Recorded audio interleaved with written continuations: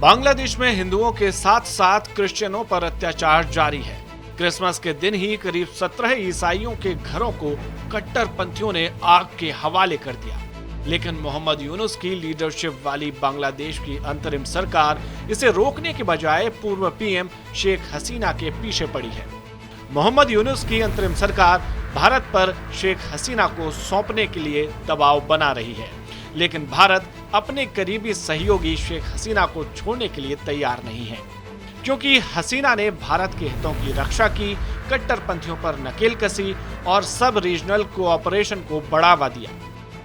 यही कारण है कि भारत प्रत्यर्पण की डिमांड की गौर से स्टडी करेगा। इसमें महीनों लग सकते हैं, क्योंकि भारत और बांग्लादेश के बीच द्विपक्षीय प्रत्यर्पण संधि में बाधाएं हैं। भारत और बांग्लादेश प्रत्यर्पण संधि से बंधे हुए हैं, लेकिन 2013 में भारत और बांग्लादेश के बीच हुए प्रत्यर्पण संधि में राजनीतिक अपराध अपवाद का एक प्रावधान छोड़ा गया है।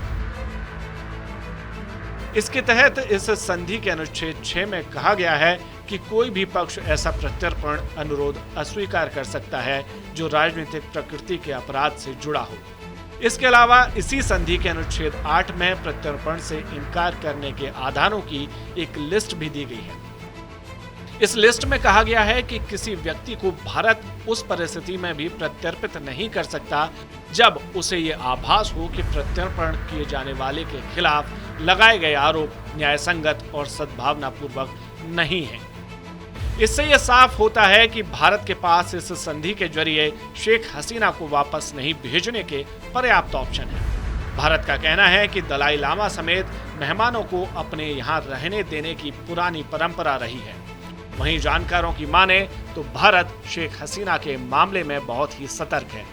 बांग्लादेश की मोहम्मद यूनुस सरकार भले ही हसीना का प्रत्यर्पण कराने के लिए दबाव की रणनीति अपना रही है, लेकिन इसके बाद भी भारत ऐसा कोई फैसला शायद ही लेगा, क्योंकि ऐसा कोई भी कदम भारत के पड़ोसी देशों को गलत संदेश देगा। अब आपको बताते हैं कि अगर हसीना बांग्लादेश लौटी तो क्या होगा और भारत में रहना हसीना के लिए क्यों फायदे का सौदा है। विदेश मामलों के जानकारों के मुताबिक अगर हसीना मौजूदा हालात में बांग्लादेश लौटती हैं तो उन पर झूठे मुकदमे चलाए जा सकते हैं। ये पहली बार नहीं है जब हसीना भारत में निर्वासन में है। साल 1975 में अपने पिता की हत्या के बाद वो यहाँ निर्वासन में थी। उनके बेटे और बेटी भी भारत में रहे हैं। शेख हसीना के लिए भारत में बैठकर बांग्लादेश की राजनीति को प्रभावित करना भी आसान होगा।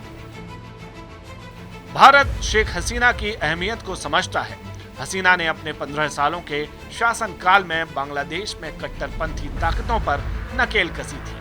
इसके अलावा सीमा से जुड़े मसलों को भी शांतिपूर्ण तरीके से सुलझाया था। दोनों देशों के बीच कारोबार भी शेख हसीना के दौर में तेजी से बढ़ा था। ऐसे में शेख हसीना के लिए भी बांग्लादेश से निकलने के बाद सबसे आसान रास्ता भारत आने का ही था। राजनीतिक जानकारों का कहना है कि हसीना की भारत में मौजूदगी से आवामी लीग का मनोबल बढ़ेगा, जो वापसी की योजना बना रही है। हालांकि शेख हसीना को लेकर उम्मीद है कि भले ही कुछ साल लगें, लेकिन वो एक बार फिर से बांग्लादेश में वापसी कर सकती है। फिलहाल देखना होगा कि बांग्लादेश की अंतरिम सरकार इस मामले पर क्या कदम उठाती है और उसका जवाब भारत कैसे देगा, ये आने वाला वक्त बताएगा।